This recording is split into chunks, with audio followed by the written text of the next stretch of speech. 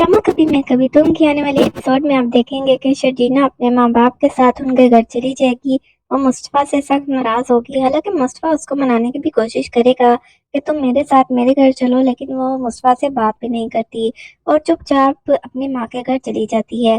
वहां जाकर भी वो मुस्तफ़ा को काफी याद करती है और मुस्तफ़ा भी शर्जीना को बहुत ज्यादा याद करता है।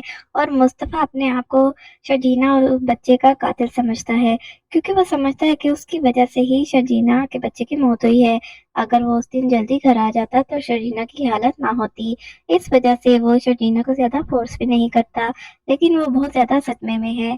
मुस्तफ़ा के माँ बाप जब देखते हैं कि मुस्तफ़ा इतना कामयाब हो चुका है, इतने बड़े से घर में वो रह रहा है और ये सारा कुछ उसका अपना है, तो काफी हैरान होते हैं।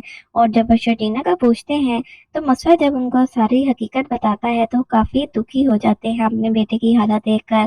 और वो मुस्तफ़ा से माफी भी मांगते हैं कि हमारी वजह से तुम्हें क्या कुछ नहीं देखना पड़ा, हम तुम्हें ताने देते थे दिन रात, जिसकी वजह से तुमने ये सब करने पर मजबूर हो गए। तुमने दौलत कमाने में इतना अपना टाइम गवा दिया कि तुम शर्जीना पर भी तवज्जो न दे सके।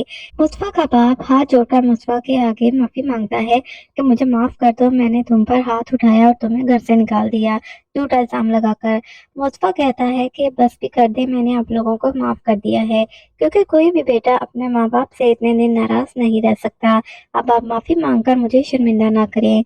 मुस्तफ़ा के माँ बाप अपने आप को इस चीज का कसूरवार समझते हैं, इसलिए वो फैसला करते हैं कि वो शर्जीना को मना कर घर में लाएंगे। और वो दोनों शर्जीना को मनाने उसके पास चले जाते हैं और उससे माफी मांगते हैं और कहते हैं कि मुस्तफ़ा का इसमें कोई भी कसूर नहीं है, क्योंकि हम बचपन से ही उसको ये ताने देते रहे हैं। इस वजह से उसने ये साबित करने के लिए कि वो निकम्मा नहीं है, कामयाब इंसान बनने के लिए दिन रात मेहनत की और तुम्हें टाइम ना दे सका।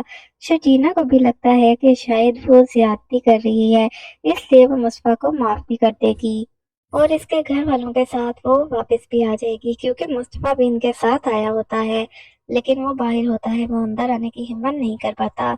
शर्जीना माफ करके एक बार फिर से वहां पर आ जाएगी और मुस्तफ़ा और शर्जीना के दरमियान जो रंजिशें थी वो सब कुछ खत्म हो जाएगा, क्योंकि मुस्तफ़ा को भी अपनी गलती का एहसास हो चुका है।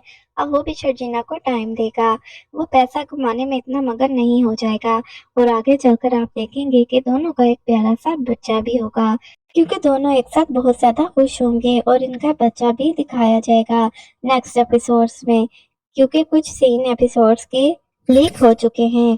तो जो दोस्त समझ रहे थे, जो नाज़रीन समझ रहे थे कि ड्रामे की सैड एंडिंग होगी, ऐसा बिल्कुल भी नहीं होने वाला। ड्रामे का एंड बहुत ज्यादा हैप्पी होने वाला है। जबकि अदील की बात की जाए तो अदील अपने अंजाम को पहुंच चुका है, वो जेलों में धक्के खा रहा है और वहां पर इसको सब लोग काफी जलील कर रहे हैं। अब इसकी सारी उम्र ऐसे ही जलील होते गुजरेगी।